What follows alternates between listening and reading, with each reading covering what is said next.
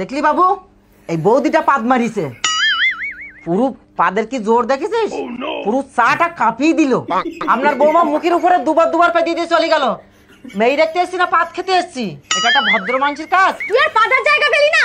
আমার শাশুড়ি মায়ের মুখের সামনে তোর পাদ হলো। তোর জন্য আমার বিয়ে ভেঙে গেছে। দাঁড়া, আজকে দাদা বাড়িতে আসুক, তোর আজকে ব্যবস্থা কর। এই বাড়ি? তুই তো বললি মেয়ের ব্যাপারে খুব বড় লোক। বড় লোকের সাথে কি সাথ? মেয়েটা দেখতে খুব সুন্দর। চলো লাস্টে এই বাড়ির মেয়ে এই কালির বাড়ির দেখি তোর পছন্দ হলো? হ্যাঁ, তুমি মেয়েটাকে একবার দেখবে তো। চলো চলো চল। দিদি আসুন আসুন, ঘরে আসুন। ভালো আছেন? হ্যাঁ ভালো আছে, আসুন আসুন। দিদি বসুন বসুন, মেয়েকে পাঠাচ্ছি। ঠিক আছে। আরে বাবু, হ্যাঁ। এটা মেয়ের মা? হ্যাঁ। মেয়ের মা যখন এত মোটা, তো কত মোটা হবে রে? মেয়ের মাকে কাতলা মাছের মতো দেখতে হলে কি হবে? মেয়ে কিন্তু চিংড়ি মাছ আসছে, দেখতে পাবে। কি বলিস? চিংড়ি মাছ? দেখি কেমন চিংড়ি মাছ আসে। কি রে বাবু, মেয়ে এখনো আসছে না কেন? কাকিমা, এই যে মেয়ে। কি রে বাবু, এ তো পুরো শক্ত চিংড়ি মাছ, গায়ে কোনো মাংস নেই। আরে মা, দেখতে তো সুন্দর। সেটা দেখতে সুন্দর। আচ্ছা আপনারা বসুন, আমি একটু চায়ের ব্যবস্থা করি।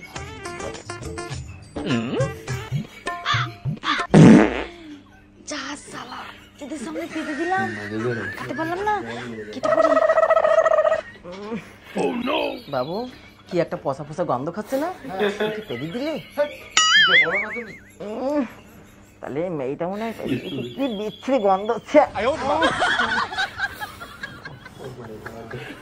দেখেছো বৌদি কত বড় শয়তান, আমার শাশুড়ি মায়ের মুখের সামনেই পানতে হলো। কাকিমা জানেন, খাও। হ্যাঁ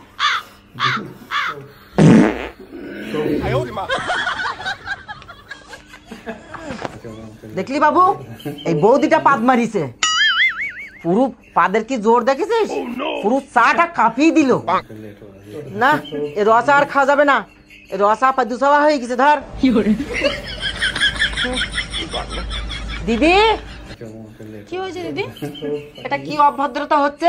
আপনার বৌমা মুখের উপরে দুবার পা দিয়ে চলে গেল। মেয়ে দেখতে এসছি না পাদ খেতে এসছি? এটা একটা ভদ্র মানুষের কাজ। কিছু মনে করবেন না, আমার বৌমার একটু দোষ আছে। দোষ? কিসের দোষ? পাদের দোষ। এই রে, এ মেয়ে তো আমার বাড়িতে নিয়ে যাবো না। মেয়ের বৌদি এতবার পাদ দেয়, তাহলে ও তো বাড়ি যাই মানুষের সামনে ঢুপ ঢাপ করে পাই দিয়ে দেবে। তখন তো আমার মান সম্মান সব ধুলোই মিশুই যাবে। আমি কখনো ওই মেয়ে বাড়িতে নিয়ে যাবো না। কি বলছেন? আমার মেয়েকে নেবেন না মানে? আমার বৌমা পাদে। দিদি, আমার মেয়ের পাদের কোনো সমস্যা নেই, এরকম বলবেন না দিদি। আমার সামনে বলে কোনো লাভ নেই। আপনার বৌমার নাম কি? পদশ্রী।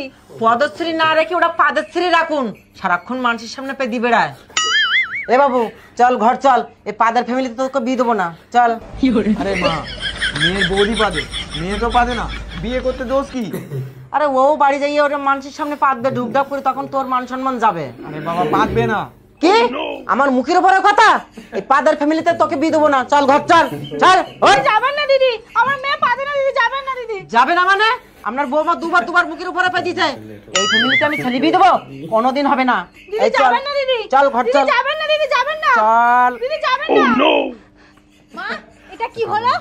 বৌদি আমার শাশুড়ি মায়ের মুখের সামনে পেতে দিল, আর জায়গা পেল না। বৌদিকে আমি ছাড়বো না। বৌদির জন্য আমার বিয়েটা ভেঙে গেল। তুই দাঁড়া, আমিও বৌদিকে দেখছি। বৌমা, ও বৌমা। হ্যাঁ মা, ওনাদের বসতে বলুন, জলখাবার হয়ে গেছে, আমি এক্ষুনি দিচ্ছি। ওনারা কোথায় গেল? তোমার জলখাবার তুমি গেলো, আর ঘর ভর্তি পেতে বেড়াও। তুই আর পাদার জায়গা পেলি না? আমার শাশুড়ি মায়ের মুখের সামনে তোর পাদ্য হলো। তোর জন্য আমার বিয়ে ভেঙে গেছে। দাঁড়া, আজকে দাদা বাড়িতে আসুক, তোর আজকে ব্যবস্থা করা হবে। দেখেছো মা, এই মেয়ের কোনো লজ্জা শরম নেই, আমাদের সামনে এখনো পেতে যাচ্ছে। আরে আগে থেকে ন্যাচারাল গ্যাস, আমি কত আটকানোর চেষ্টা করেছি বলো তো? বেরিয়ে গেলে আমি কি করতে পারি? মা, তুমি দাঁড়িয়ে দাঁড়িয়ে এর পাদের গন্ধ শোকো, আমি চললাম।